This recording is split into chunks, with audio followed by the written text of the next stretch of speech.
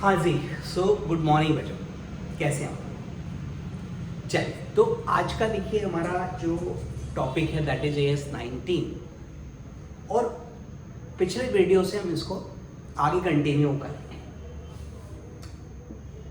तो देखिए एक बार हम जल्दी से याद कर लेते हैं कि हमने क्या पढ़ा। तो बेसिक चीज एक लीज की डेफिनेशन थी और उसमें उन्होंने ये बताया कि जहां पर this is an agreement where one person transfers right to use of an asset, ठीक है, for consideration that can be lump sum और that can be in installments, और कंसिडरेशन के बाद में एक फिक्स्ड पीरियड होना चाहिए। सो मूवेबल एसेट हो सकता है, इमूवेबल भी हो सकता है। तो ये लीज हो गया। फिर कहते हैं कि लीज दो टाइप की होती है, एक आपका फाइनेंस लीज या फाइनेंसिंग लीज और दूसरा आपका ऑपरेटिंग लीज। अब देखिए फाइनेंस लीज में लेसर और लेसी, तो हम लेसी को ओनर मान लेंगे। अगर फाइनेंस लीज है तो फाइनेंस लीज एक ऐसा लीज है जहां पर substantially all risk and reward incidental to ownership are being transferred, correct. तो बेटा लेसी को ओनर मान लीजिए और ये एसेट और लाइबिलिटी रिकॉर्ड करेगा। उसके बाद ये जो पेमेंट करेगा उसमें प्रिंसिपल और इंटरेस्ट एलोकेट करेगा, दोनों चीजें, और ये डेप्रिसिएशन भी लगाएगा, ठीक है। सर लेसर अपनी बुक से उसको एलिमिनेट करेगा और उसको एज रिसीवेबल शो करेगा, और इसको जो पेमेंट मिलेगा प्रिंसिपल और इंटरेस्ट उसमें बाइफरकेट करेगा constant rate of interest IRR लेते हुए। ऑपरेटिंग लीज में बेटा ये ओनर होगा। Operating lease means a lease other than financing lease. तो ओनरशिप लेसर की ही रहेगी, अकाउंटिंग में उसी को ओनर दिखाएंगे और निश्चित तौर पे ये इसको फिक्स्ड एसेट क्लासिफाई करेगा बेटा, डेप्रिसिएशन लगाएगा, और जो लीज रेंटल्स हैं वो पूरे P&L में जाएंगे। लेसी ना एसेट रिकॉर्ड करेगा ना प्रिंसिपल पेमेंट करेगा, और जो लीज रेंटल्स हैं वो पूरे P&L में लेगा, ऑब्वियसली बेटा एक्रूअल बेसिस पे, जो कि स्ट्रेट लाइन मेथड होगा, या अगर डिफरेंट इकोनॉमिक बेनिफिट्स मिल रहे हैं तो उस पैटर्न में करेगा। So what is the basic difference? Sir financing lease is basically financing arrangement. Asset का रिस्क और रिवार्ड तो लेसी को मिल गया, तो एसेट उसका हो गया, ही शुड रिकॉर्ड। अब जो पेमेंट कर रहा है उसमें एसेट का कॉस्ट भी है और इंटरेस्ट एलिमेंट भी है, फाइनेंस चार्ज, ठीक। लेकिन ऑपरेटिंग लीज में जो पेमेंट कर रहा है वो सिर्फ एक्सपेंस है। यहां पे लेसर उस एसेट को तो हटा देगा, देखो अगर डीलर है तो सेल मानेगा नॉर्मल सेलिंग प्राइस पे, रिमेनिंग इज इंटरेस्ट, और ऐसे रिकॉर्ड करेगा, इंटरेस्ट PL में जाएगा, प्रिंसिपल धीरे धीरे इसमें से कम होता रहेगा। और ऑपरेटिंग लीज है तो यही ओनर है, तो एक तो फिक्स्ड एसेट में क्लासिफाई करेगा, फिर डेप्रिसिएशन लगाएगा, और फिर लीज रेंटल्स को P&L में लेगा, स्ट्रेट लाइन बेसिस पे लेगा। और यदि इकोनॉमिक बेनिफिट्स का पैटर्न डिफरेंट है तो we should use that pattern जो इकोनॉमिक बेनिफिट्स का दिया हुआ है, तो हम उसको कंसिडर करेंगे। ओके, सो इतना देखिए हम लोगों ने पढ़ लिया था। टाइप्स हो गए थे, दोनों टेबल्स हो गई थी, इलस्ट्रेशन हो गया था। अब आइए बेटा क्वेश्चन नंबर 4 पे। सो न्यूमेरिकल क्वेश्चन असाइनमेंट में देखिए दिया हुआ है, 4th क्वेश्चन है, राइट। क्या कह रहा है ये मैं देखता हूं। तो ये कह रहा है equipment having expected life of 5 years, okay, is leased for 3 years। तो देखिए फाइनेंस लीज नहीं हुआ। फाइनेंस लीज हम कब मानते हैं बेटा?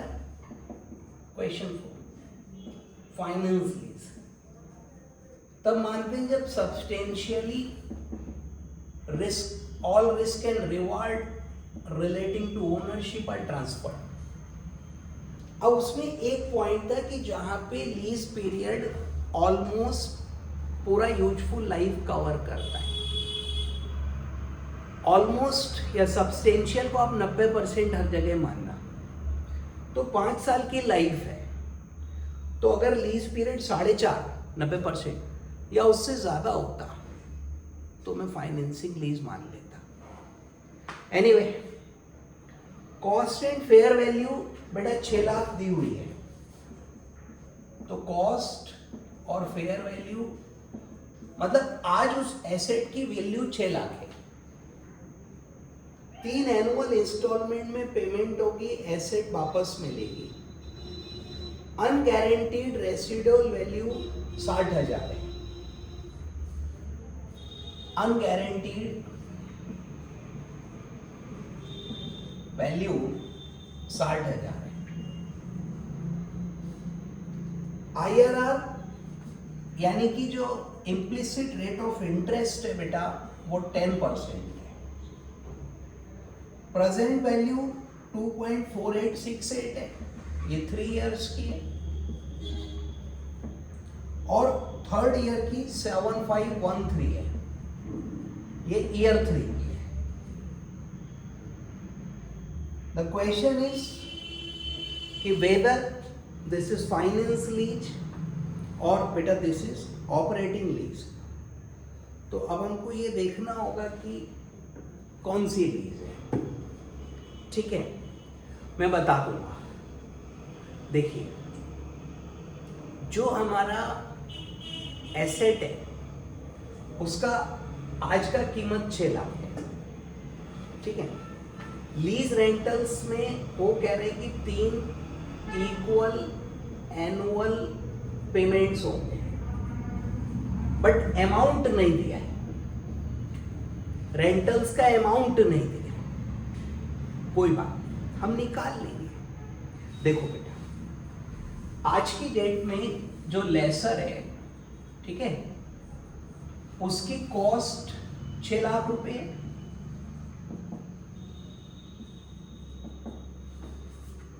और जो लीज रेंटल्स उसको मिल रहे हैं जो कि इक्वल अमाउंट है, ईयर 1, ईयर 2, ईयर 3 से एक्स अमाउंट है,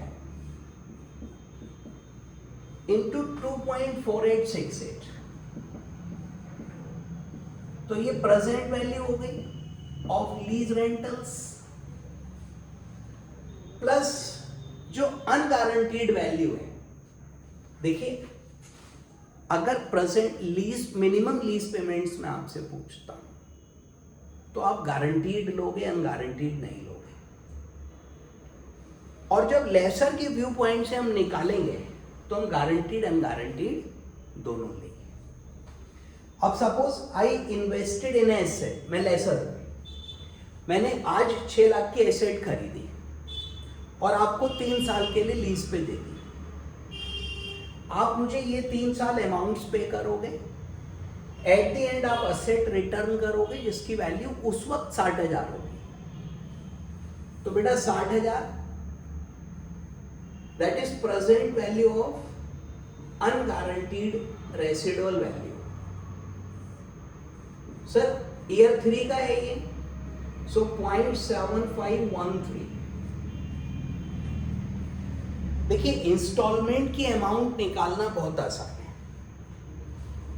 जो हमारा इंस्टॉलमेंट है, सपोज एक्स अमाउंट है उसका, एनुअल है, इक्वल है, लिखा हुआ है, तो x इंटू 3 साल का एन्युटी फैक्टर, राइट। तो उस इंस्टॉलमेंट्स की प्रेजेंट वैल्यू आ गई। इसमें 10% रेट इम्प्लिसिट हो गया, ये डिस्काउंट हो गया, और अनगारंटीड भी मिलेगा, इसका भी 10% से 3rd ईयर की वैल्यू निकालो, is equal to fair value और कॉस्ट। तो बच्चों x की अमाउंट आ जाएगी 2.4868 x equal to 6 lakh minus, calculator use कर लेते हैं, 60,000 इंटू 0.7513 45078 माइनस 6 लाख और बेटा डिवाइड बाई 2.4868, सो 223147. तो this is our installment amount. इतना हम इंस्टॉलमेंट पे करेंगे. क्यों करेंगे सर? इसमें आप देखिए 10% रेट ऑफ इंटरेस्ट इम्प्लिसिट हो गया. देखो आज मैंने एसेट खरीद के लीज पे दिया, 6 लाख का मेरा इन्वेस्टमेंट हुआ, मैं लेसर, 6 लाख का मेरा इन्वेस्टमेंट हुआ, आज आपको दिया. अब आप 3 साल तो ये अमाउंट दोगे, तो 223 into 3, sir this is around 6,70,000. 70,000 ज्यादा दिए प्लस एसेट भी मिलेगी, तो इसकी प्रेजेंट वैल्यू निकाल लिए जो कि 6 लाख के बराबर आ गई, क्योंकि इम्प्लिसिट रेट है ना, IRR है ना 10%. तो इस प्रकार से इस अमाउंट को पे करके 10% इंटरेस्ट ऑटोमेटिकली बनता है. ओके सर, आगे बढ़ूं मैं. तो अब देखिए मैंने क्वेश्चन में एक स्टेप कर लिया और वो हो गया मेरा कि कितना एनुअल इंस्टॉलमेंट है. पूछ नहीं रहा था, बट फाइनेंस लीज बताना है ना मुझे. ये मिटा दूं. अब देखिए फाइनेंस लीज कब होती है बेटा, तो एएस में 5 एग्जांपल्स दिए हुए थे. एक उन्होंने कहा था कि जो लाइफ है यानी जो लीज टर्म है वो ऑलमोस्ट एसेट की पूरी यूजफुल लाइफ कवर करती है.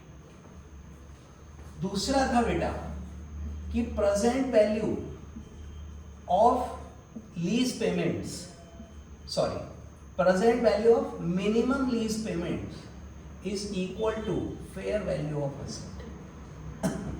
Substantial, that is 90%. Minimum lease payments मैंने आपको बताया था बच्चों, it is lease rentals plus guaranteed rent. Unguaranteed minimum नहीं है वो सिर्फ lesser consider करेगा, lessee नहीं करेगा. तो present value of minimum lease payments, ठीक है सर. देयर वर 5 एग्जांपल्स जिसमें उसने कहा था कि हम उसको फाइनेंस लीज मानेंगे. तो हमको यही चेक करने पड़ेंगे कि कौन सा एग्जांपल हमारा सेट हो रहा है और किस तरीके से वो कवर हो रहा है. ठीक. उसके बाद था ओनरशिप ट्रांसफर हो रही है या फिर ओनरशिप का ऑप्शन है एट लेसर वैल्यू और asset is not usable by any other person. कल नोट किया था पिछले वीडियो में हमने. देखिए अब ओनरशिप के बारे में सर नहीं लिखा, बल्कि यह लिखा है after 3 years. Question number 4, after 3 years the asset will be return. तो ओनरशिप पास नहीं हो रही, ऑप्शन भी नहीं हो रहा. ये पॉइंट कोई जिक्र नहीं है, मैं कहां से लाऊं, बचाइए. तो अब मैं यह देखूंगा कि present value of minimum lease payments कितने % हो रही है फेयर वैल्यू. सर देखिए सबसे पहले हमने लीज रेंटल निकाला. ये हिडन था क्वेश्चन में, बहुत आसान है बेटा, लेसर के व्यू पॉइंट से निकलेगा. इक्वेट करोगे आज की इन्वेस्टमेंट की वैल्यू कॉस्ट 6 लाख, जो लीज रेंटल्स मिले उसकी प्रेजेंट वैल्यू, जो अनगारंटीड अमाउंट मिलेगी उसकी present value, total, sorry plus का साइन था बेटा यहाँ पे, तो ये टोटल नहीं 6 लाख इधर से उधर ले, सही तो लिखा था यार. तो 6 लाख रुपए ये इधर हो गया ना सर, ये दोनों जोड़ोगे तो 2.486 है, 6 लाख इधर वो इधर, ठीक है, एंड लीज रेंटल्स आ जाएंगे और इसमें 10% इंटरेस्ट ऑटोमेटिकली इंक्लूड है। ओके सर, अब देखिए whether finance lease, that is the question. तो present value of minimum lease payments ये निकालेंगे sir. One of the condition is present value of minimum lease payment is equal to fair value of the asset.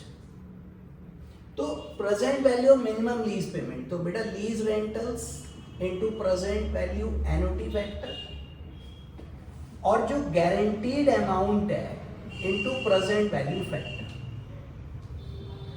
Unguaranteed minimum lease payments में include नहीं होता, वो लेसी नहीं देगा, वो unguaranteed है।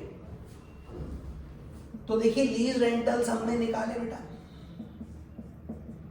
और प्रेजेंट वैल्यू फैक्टर ये रहा, एन्युटी फैक्टर 2.4868, और ये पार्ट क्वेश्चन में नहीं है, गारंटीड अमाउंट तो दी नहीं होती तो जोड़ लेते।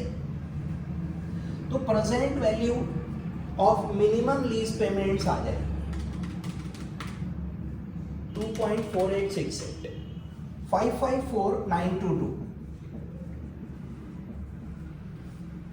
ठीक। कॉस्ट ऑफ एसेट कितनी है बेटा, या फेयर वैल्यू 6 लाख। नाउ ये कितने परसेंट हो रहा है इसका, so it is 554,922 upon 6 lakh, sir 92.48%। तो ये सब्सटेंशियली पूरा अमाउंट कवर कर रहा है सर। जो मिनिमम लीज पेमेंट्स हैं वो सब्सटेंशियली एसेट की कॉस्ट को कवर कर रहे हैं, सब 90% पे मानोगे। और बेटा इसलिए यह है फाइनेंस लीज है, ऐसा लिखो, आंसर में लिखा हुआ आप देख सकते हो। क्वेश्चन ने अनअर्न्ड फाइनेंस इनकम भी पूछी। आइए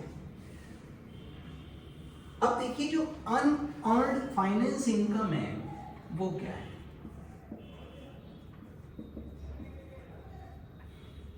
देखो बेटा, इस व्यक्ति का इन्वेस्टमेंट कितना है सर, 6 लाख। जो लेसर है वो 6 लाख लगाया, अब कितना उसको रिटर्न मिल रहा है, कितना अमाउंट उसको रिसीव हो रहा है। तो देखिए जो उसको अमाउंट रिसीव हो रहा है बेटा, वो हो रहा है 223,447 सर। ये रिसिप्ट्स 223,447 सॉरी 147, और 3 साल तक 3 बार मिलेगा, प्लस 60,000 अनगारंटी। देखो लेसर का देखो, अनअर्न्ड फाइनेंस इनकम तो उसी की है ना। तो लेसर ने आज 6 लाख रुपए लगाए, हाँ, कितना मिला सर 223 की 3 इंस्टॉलमेंट्स प्लस 60,000 की असेट, ये उसको टोटल रिसिप्ट होगा। तो बेटा 223,147 into 3 and it is 669 like something आ रहा है, प्लस 60,000, सो 729,441। तो देखो मैं ये लगा के पैसा इतना रिसीव करूंगा, तो अनअर्न्ड इनकम हो गई 129,441। ये इनकम है भाई, 6 लाख आज इन्वेस्ट किए, रिटर्न्स जो मिली वो 729 मिली। So the difference is finance income.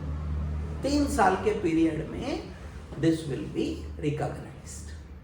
10% का रेट है बेटा, वो दिया हुआ ही। तो ये सवाल हो गया। चलिए अब देखिए क्वेश्चन 5। लाइफ 6 साल, लीज 4 साल, कॉस्ट फेयर वैल्यू 7 लाख और अनगारंटीड 70,000। IRR बेटा सेम टू सेम है। तो क्वेश्चन 5 जो है वो इसी जैसा है, मैं नहीं करा रहा हूं। 6 में 3 साल 10 lakh fair value, reverts unguaranteed, और बेटा ये भी ऐसा ही है।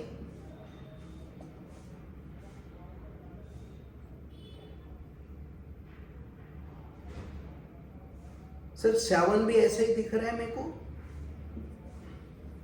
8 पे आए और कहता है what do you understand by the term interest rate implicit on lease. तो इम्प्लिसिट इंटरेस्ट रेट क्या है? देखिए, लीज में एक इंटरेस्ट का रेट होगा, फाइनेंसिंग में होगा बेटा, ऑपरेटिंग में तो इंटरेस्ट होता ही नहीं है। तो जो इम्प्लिसिट रेट ऑफ इंटरेस्ट है वो एक्चुअली वह डिस्काउंटिंग रेट है, discounting rate which equates the present value of minimum lease payments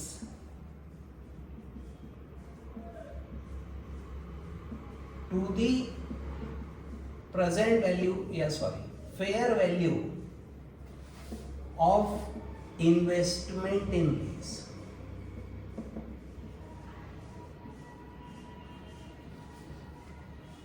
तो बेटा ये इम्प्लिसिट रेट ऑफ इंटरेस्ट होता है, और IRR भी कहते हैं अपन इसको, बस डिफाइन हो गया। IRR FM में था।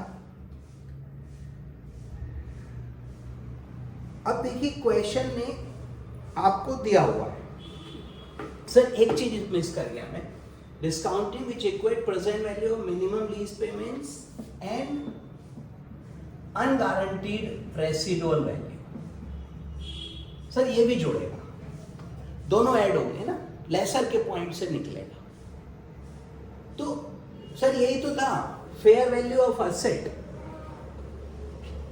ठीक है, equate to a present value of lease payments और अनगारंटीड, क्योंकि मिनिमम में वो नहीं जोड़ता है तो इसमें जोड़ेगा। ये 10% पे था।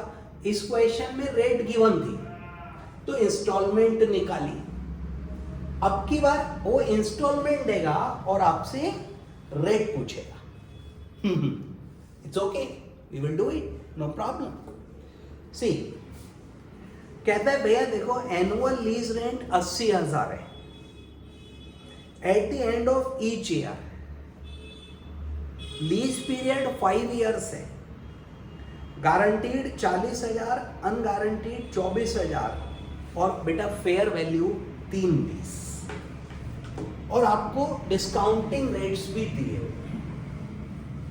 तो देखो बच्चों IRR निकालोगे, याद है सर IRR निकालने का क्या तरीका होता था? तो हम पहले तो अपना जो डिटेल्स होती थी कैश फ्लोज वो ले लेते थे, लाइक क्या क्या है सर, उसका पर्टिकुलर्स लेंगे, फिर यहाँ पे अमाउंट हो गया मान लो, पीरियड ले लिया, फिर आपका प्रेजेंट वैल्यू फैक्टर, और ये 2 रेट पे अलग अलग आते थे, फिर आपकी प्रेजेंट वैल्यू, और फिर अपन फार्मूला लगाते थे। याद आया सर? FM में हमने पढ़ा था कैपिटल बजटिंग में, और अब तक आपने कर लिया होगा। देखिए तो बहुत आसान है IRR, और उसमें फार्मूला ये कि आपके जो कैश फ्लोज हैं आप उसकी प्रेजेंट वैल्यू ले लो, और फिर फार्मूला एक में बताता हूं। तो अब देखिए सबसे पहले हमने इन्वेस्टमेंट किया। इन्वेस्टमेंट हमारा है बेटा कॉस्ट या fair value at the Inception 320, ये नेगेटिव फिगर, 0 पीरियड, और देखो कोई भी रेट ले लो, 2 इंटरेस्ट रेट नीचे गिवन है, 10% और 14%, जो दिया वही तो लोगे। सर 0 पीरियड का फैक्टर हमेशा 1 आएगा, और ये आपका 320 और 320 नेगेटिव हो गया। अब जो लीज रेंटल्स है, क्वेश्चन कहता है 80,000 पर एनम है, पीरियड इज 1 to 5, 5 साल का बेटा फैक्टर आप जोड़ लो, दिए हुए ना। सो 909 826 751 683 621 3.79 into 80,000, so 303,200। ये 10% की प्रेजेंट वैल्यू है।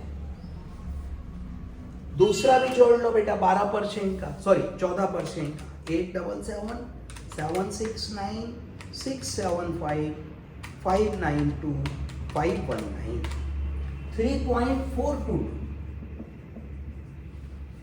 into 80,000, so 273,760। अब देखिए जो गारंटीड अमाउंट है और जो अनगारंटीड अमाउंट है वो दोनों भी लेनी पड़ेंगी। 40-24 हो सकता है, गारंटीड अनगारंटीड उल्टी लिख दी हूं मैंने,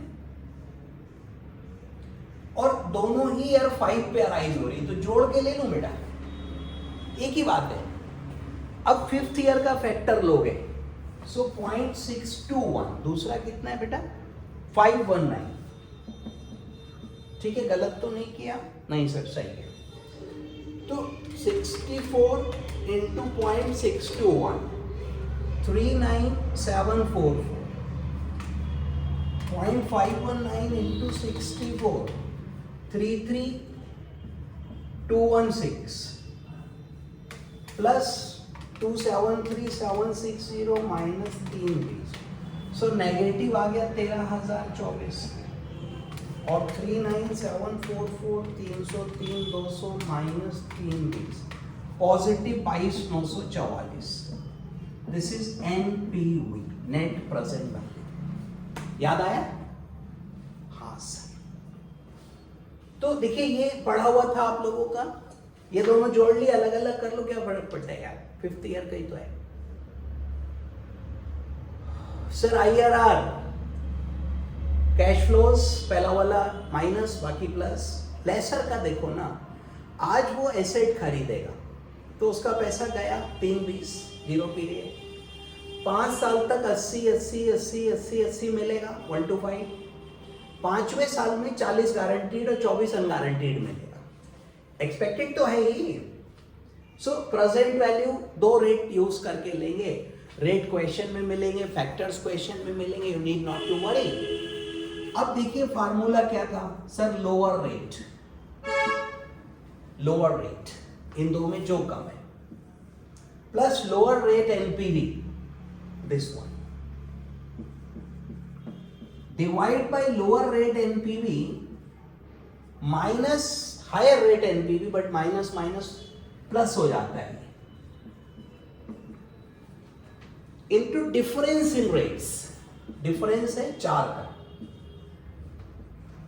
sir lower rate plus lower rate NPV divide by lower rate NPV minus higher rate NPV, फार्मूले में माइनस है, but higher rate NPV minus होगी तो माइनस माइनस हमेशा प्लस हो जाएगा, दोनों एनपीवी जोड़ दो, into difference in rates, fine. तो बेटा अभी ये जोड़कर हो गया 35968, तो 22,944 डिवाइड बाई 35968 इंटू 4 प्लस 10, सो 12.55 आया मेरा। अभी वहां 61 दिया हुआ है, अरे तो सर कैलकुलेशन से एक बार आप चेक कर लीजिएगा कहीं कोई मिस्टेक तो नहीं हो गया, अदरवाइज यही आएगा। ओके सर, वो थोड़ा हो जाता है कभी कभी राउंडिंग ऑफ की वजह से, तो एक बार चेक कर लीजिएगा, कहीं कोई गलती है तो सही कर लीजिए, नहीं तो यही ठीक है। आई होप मेथड क्लियर है, कोई ऐसा इस पे इशू नहीं है। एंड इसको IRR कहते हैं, internal rate of return, FM में भी हम लोगों ने पढ़ा है और ये यहाँ पर भी यूज हो रहा है, और ये बहुत ही इंपॉर्टेंट कॉन्सेप्ट है IRR, बहुत इंपॉर्टेंट। प्रैक्टिकली भी आप यकीन मानो बेटा, सीए बनने के बाद ये बहुत जगह लाइफ में यूज होगा। कभी भी आपको इन्वेस्टमेंट करोगे, किसी को एडवाइस करोगे, रिटर्न्स कैलकुलेट करोगे, तो आईआरआर तो वहां निकलेगा और हमको उस आईआरआर को समझना होगा, देखना होगा, बहुत जरूरी है। चलिए, नेक्स्ट कम्स, एक्चुअली आईआरआर मतलब है इम्प्लिसिट रेट या implied rate of return.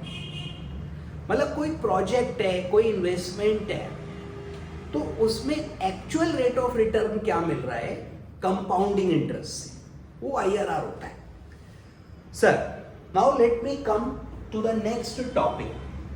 AS19 में एक मेरा टॉपिक अभी बचा हुआ है and that is sale and lease back.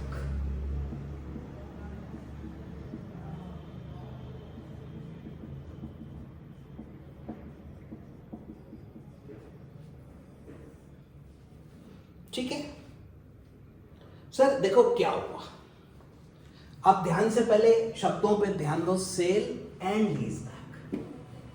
Sale का मतलब है कि जो असेट है, ठीक है, वो हमने बेच दिया। सर, हमारे पास पैसे नहीं है, हमको बड़ा दिक्कत हो रहा है, तो हमारे पास एक प्लांट एंड मशीनरी था और वो प्लांट एंड मशीनरी हमने एक व्यक्ति को सेल कर दिया। हमने कहा यार तू ले। अब जब हमने उसको बेचा तो बेटा उसने हमें इसका पेमेंट कर दिया, हमको पैसे मिल गए, एसेट बेच ली। लेकिन अभी क्या है कि हमें एसेट चाहिए थी, तो उसी व्यक्ति से ये एग्रीमेंट हुआ कि वो हमको यही एसेट वापस लीज पर दे देगा। अब इसको हम पेमेंट्स करेंगे लीज रेंटल्स के। तो एक तरीके से ये अरेंजमेंट है, that is called sale and lease back. तो हमने देखो, हमारे पास एक असेट है, मान लो उसकी कीमत 1 करोड़ है और हमने उसको 1 करोड़ में बेच दिया, 1 करोड़ मिल गया। अब 5 साल की लीज ले ली, 25-25 लाख फॉर 5 ईयर्स हम उसको लीज रेंटल दे रहे हैं। तो एसेट भी यूज कर रहे हैं, पैसा भी मिल गया हमको, और रेंटल्स वी आर पेइंग। जो सामने वाली पार्टी है उसका इन्वेस्टमेंट हो गया, उसकी लीजिंग एक्टिविटी हो गई। अब देखिए, लिखते हैं sale and lease back involve sale of asset and leasing the same asset back to vendor. तो ये तो मैंने बताया। Lease payment, sale price are usually dependent on each other. Sir, independent वहां गलत है, उसको डिपेंडेंट कर लीजिए। As they are negotiated as a package. अब देखिए, फाइनेंस लीज अगर है तो ट्रीटमेंट अलग होगा, और बेटा अगर ऑपरेटिंग लीज है तो ट्रीटमेंट अलग होगा। तो अब देखिए, सेल एंड लीज बैक हुआ नंबर 1। तो हमको ये देखना पड़ेगा कि जो लीज पर हमने लिया है, ये फाइनेंस हो रहा है या ऑपरेटिंग लीज है। अब मान लीजिए ये फाइनेंस लीज हुआ, पॉसिबल है।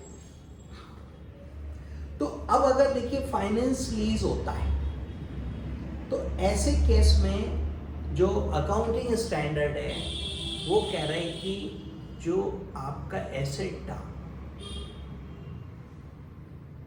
ठीक है, से इसका बुक वैल्यू 80 लाख था,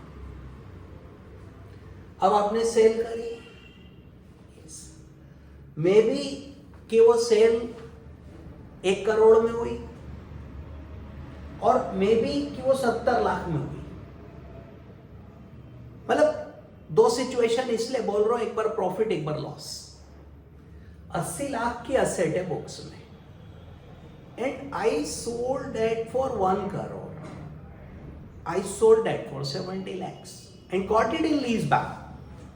तो एएस कहता है कि भैया जो भी आपका प्रॉफिट या लॉस है वो आप डेफर करोगे और लीज पीरियड में अमोर्टाइज करोगे. सर एनी प्रॉफिट और loss on sale is deferred and amortized over lease period in proportion of depreciation.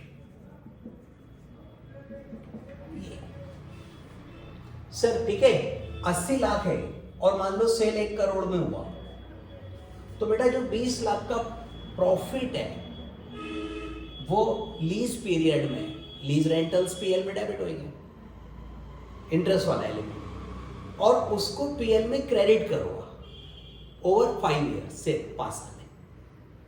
80 lakh का माल 70 में बेचा तो लॉस भी रिकॉर्ड नहीं करना है, वो लॉस भी कैरी फॉरवर्ड हो जाएगा और उसको भी लीज पीरियड में धीरे धीरे डेप्रिसिएशन के प्रपोर्शन में एमोर्टाइज करें.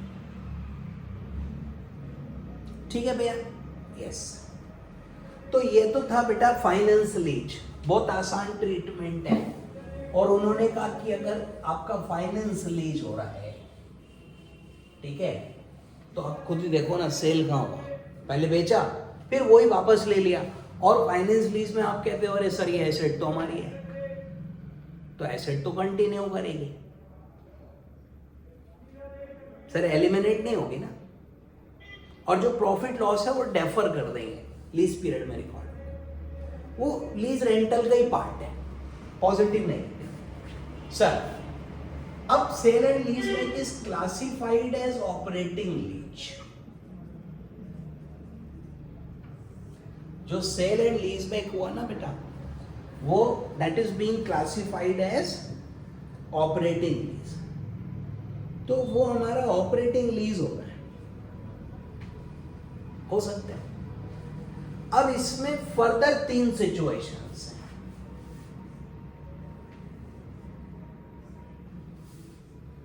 Selling price is at fair value. Selling price is, second देख लो बेटा क्या लिखा है मैंने, बिलो लिखा है. Selling price is below fair value, और बेटा selling price is above fair value. भाई एक एसेट था, उसकी बुक वैल्यू मान लो 80 लाख है, ठीक, बुक वैल्यू जो आज बुक्स में आ रही है, और उसकी जो फेयर वैल्यू है मान लो वो 90 लाख है, 70 भी हो सकती है, 80 भी हो सकती है. फेयर वैल्यू मतलब आज वो फेयर वैल्यू कितने में बिक सकते हैं. अब क्योंकि सेल एंड लीज बैक है तो हमने उसे कम में बेच दिया और फिर रेंटल्स भी कम करा लिए, उससे हो जाता है, या ज्यादा में बेच दिया रेंटल बढ़ा लिए. एनीवे, तो अगर देखिए फेयर वैल्यू पर हो रहा है, ठीक है, selling price is at fair value. Sir ये सिचुएशन है और सेल 90 में करी, book value 80, fair value 90, sale value 90, यानी एसेट फेयर वैल्यू पर बेची. तो बेटा एनी प्रॉफिट और लॉस इमीडिएटली, ठीक है, कहां पे, पीएनएल में. सर 80 का था, 90 फेयर वैल्यू थी, फेयर पे बेचा, 10 का प्रॉफिट हुआ, पीएनएल. 80 बुक वैल्यू थी, फेयर वैल्यू मान लो 70 थी और 70 में बेचा, पीएनएल. सर प्रॉफिट भी पीएनएल, लॉस भी पीएनएल, क्योंकि फेयर वैल्यू पर बेच रहे हो. तो जो भी प्रॉफिट लॉस है भाई वो जेन्युइन है, वो रियल है, तो हम उसको पीएनएल में डाल देंगे. ओके, अब हमने कम अमाउंट में बेचा, selling price is below fair value. Asset की जो फेयर वैल्यू है ना बेटा, वो सपोज ज्यादा है, वो है 90 ले लेते हैं, और हमने उसको बेच दिया मान लो इससे कम में, इट कैन बी 80, 85, 70, 75, कुछ भी हो सकता है। तो जो प्रॉफिट लॉस है आप पी एंड एल में ले लो। सर प्रॉफिट और loss is recognized in P and L. However, if such value is compensated by lesser lease payments, तो difference is deferred and recognized over lease period. Sir अगर fair value से कम में बेचा है, फेयर वैल्यू 90 और मान लो हमने बेचा 85 में, ठीक, प्रॉफिट हुआ लॉस हुआ?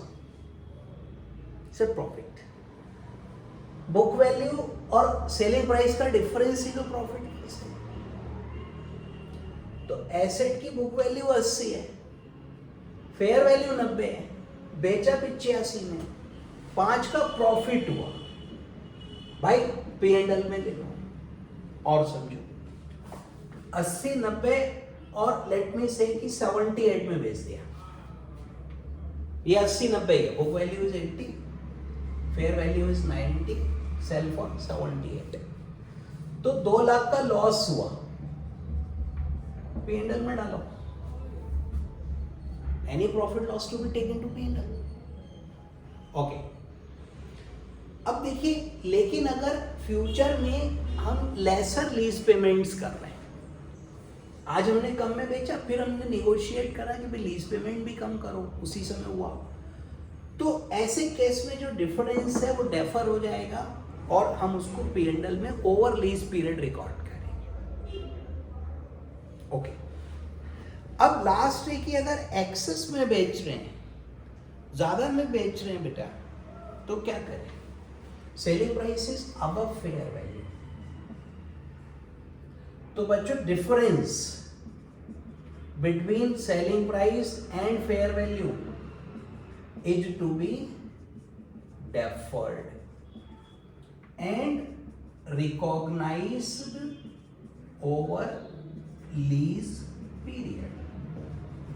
ये क्या है सर? ये आपने देखो, यहां तो आपका प्रॉफिट अगर था तो कम हो रहा है, इसमें 10 का प्रॉफिट था, 5 ही रह गया, लॉस था तो बढ़ रहा है, अब कम में बेच रहे हो ना, लेकिन यहां पे आप ज्यादा में बेच रहे हो, ज्यादा में बेचे तो प्रॉफिट बढ़ रहा है या लॉस कम हो रहा है, तो ये तो एस को बर्दाश्त ही नहीं होता। तो वो कह रहे हैं कि जो difference of selling price and fair value है, मतलब आपने जो फर्जी एक्सेस में बेचा है वो आप डेफर ही करोगे और उसको पी एंड एल में आगे ट्रांसफर करोगे ओवर द लीज पीरियड। तो देखिए थोड़ा कॉम्प्लिकेटेड है ये। फाइनेंस लीज में तो कोई प्रॉब्लम नहीं, अगर सेल एंड लीज बैक है और बच्चों फाइनेंस लीज होता है, सेल एंड लीज बैक है और बेटा फाइनेंस लीज है, तो जो भी प्रॉफिट लॉस है वो डेफर होगा और ओवर लीज पीरियड रिकॉग्नाइज करेंगे डेप्रिसिएशन के प्रोपोर्शन में। ये देखो कम कम समझ आया ना, अभी क्वेश्चन करते हैं तो आपको और क्लियर होगा। अब देखिए कहता है x limited sold JCB machine, question है 9 और WDV 50 लाख है फॉर 60 लाख, तो बेटा इसकी WDV यानी जो बुक वैल्यू है वो क्वेश्चन कह रहा है कि 50 लाख है और सेल वैल्यू जो बेची है बेटा वो 60 में बेची। और लीज बैक हो गई ऑपरेटिंग लीज है। सर यही वाला क्वेश्चन एग्जाम में आएगा। देखो ये क्वेश्चन 9 है, आएगा अगर सेल एंड लीज बैक तो यही आएगा। समझ लो, याद कर लो, नहीं हो रहा क्वेश्चन 9 कर लो, काम चल जाए। इसके अलावा नहीं आएगा, 9th ही सेल एंड लीज बैक है। आओ बेटा, अब देखिए sale price 60 lakh is equal to fair value. First situation, selling price is equal to fair value. तो कहता है कि सेलिंग प्राइस फेयर वैल्यू के बराबर है।